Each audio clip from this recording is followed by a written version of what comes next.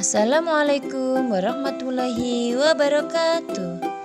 Perkenalkan, nama saya Umi Solihah SPD, tempat tugas di UPTD SD Negeri 1 Kait-Kait, Kecamatan Bati-Bati.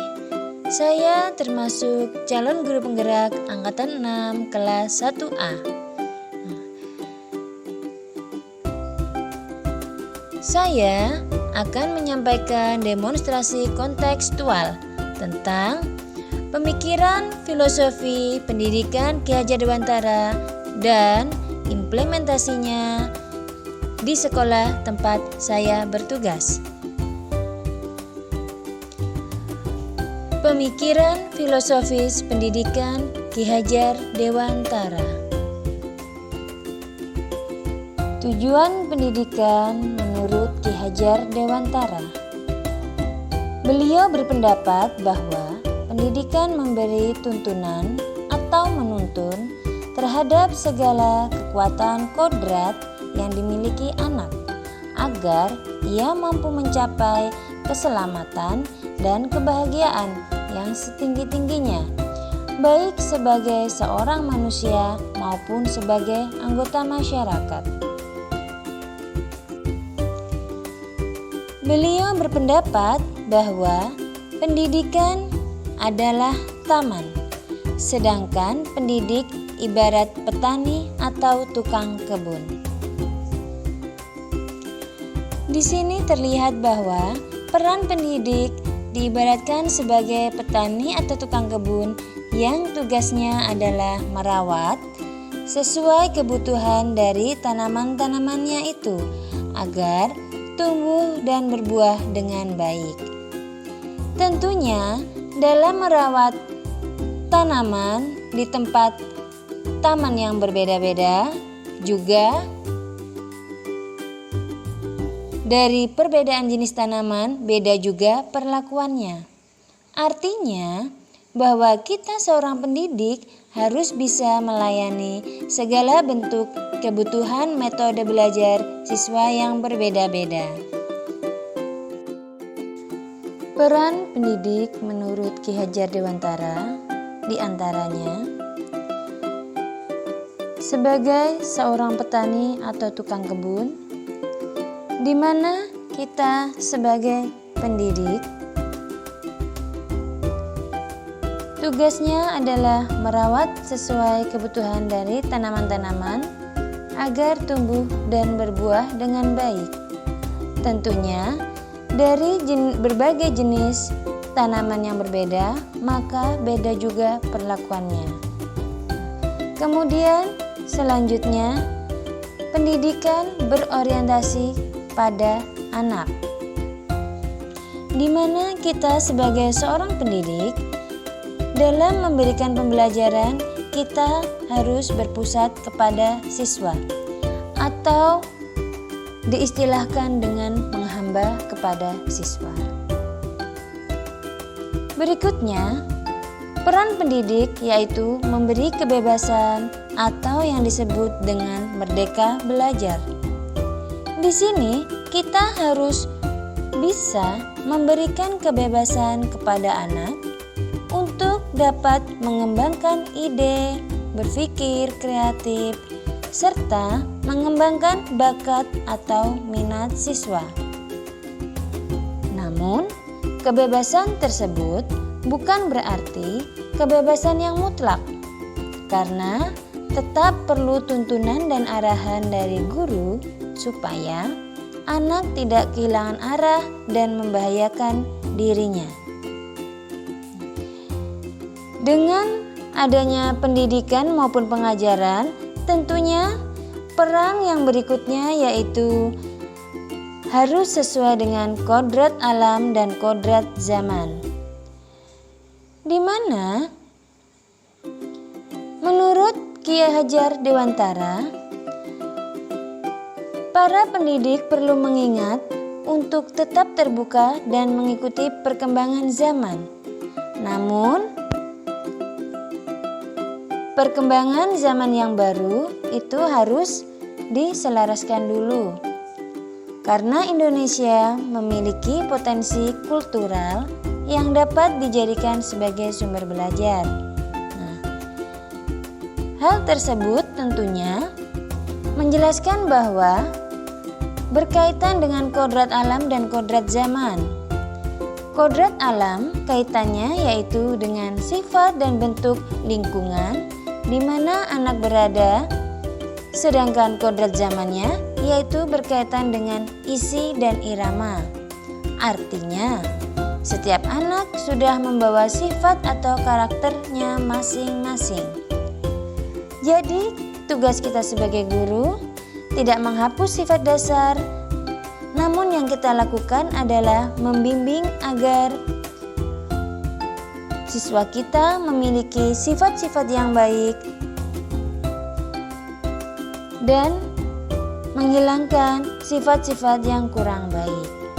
Nah, sehingga peran yang terakhir yaitu mendidik budi pekerti, di mana sesuai dengan kodrat zaman, guru harus membekali keterampilan kepada siswa agar mereka bisa hidup dan berkarya serta menyesuaikan diri. Dalam konteks pembelajaran sekarang, pendidik harus membekali siswa dengan kecakapan abad 21. Jadi, budi pekerti juga harus menjadi bagian tak terpisahkan dari pendidikan dan pengajaran yang kita lakukan sebagai guru. Hal terpenting dari seorang guru sesuai dari semboyan Ki Hajar Dewantara, ngarso sung tulodo, yang memiliki arti di depan memberikan teladan. Ing madya mangun karso, yang berarti di tengah membangun semangat, dan tuturi handayani, yang berarti di belakang memberikan dorongan. Berikut ini implementasi yang diterapkan di sekolah saya. Di antaranya tentang pembiasaan budi pekerti dan bimbingan ekskul. Dapat terlihat bahwa pembiasaan budi pekerti di antaranya yaitu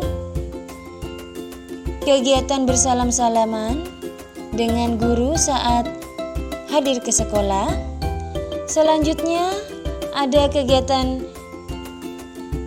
Kajum Takwa, artinya Kamis dan Jumat Takwa, di mana hari Kamis itu pembacaan Aqidatul Awam, kemudian di hari Jumat pembacaan Asmaul Husna maupun surah-surah pendek. Nah, adapun bimbingan ekskul di antaranya tarian daerah, kemudian kegiatan pramuka, dan ada juga pembiasaan budi pekerti yaitu senam. Tentunya kegiatan itu semua sangat sejalan dengan pemikiran Ki Hajar Dewantara, karena kita sebagai pendidik tidak hanya mengajar maupun untuk mendidik, yaitu selain mentransfer ilmu pengetahuan kepada peserta didik, kita juga membimbing, mengarahkan, dan menuntun peserta didik agar mereka sesuai dengan kodrat alam dan kodrat zaman sehingga mencapai kesejahteraan yang setinggi-tingginya. Kegiatan pembelajaran. Ada beberapa kemampuan yang harus dimiliki oleh seorang pendidik atau guru, yaitu menguasai, memahami kompetensi dari setiap peserta didik, menggunakan metode yang bervariasi, dan memahami perkembangan zaman, sehingga guru dapat mengadaptasikan dan mengimplementasikan pada siswa dengan leluasa dan baik. Terlihat bahwa terdapat kegiatan yang sangat menyenangkan. Di antaranya ada kegiatan pengamalan profil pelajar Pancasila yaitu tepatnya anak-anak sedang menyanyikan lagu Indonesia Raya. Dan selanjutnya menciptakan pembelajaran yang menyenangkan serta kreatif, karena di situ terlihat bahwa anak-anak sedang mengikuti pembelajaran dengan menggunakan alat peraga.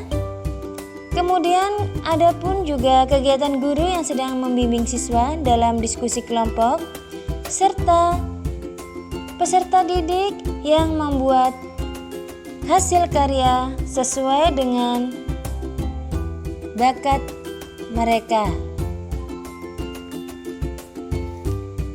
Selain tugas kita untuk mengajar dan mendidik, ada pun kegiatan lainnya meningkatkan kompetensi diri dan sosial.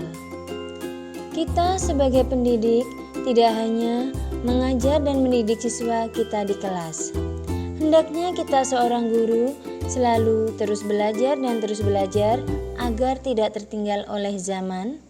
Karena semakin perkembangan zaman, maka perubahan semakin ke depan.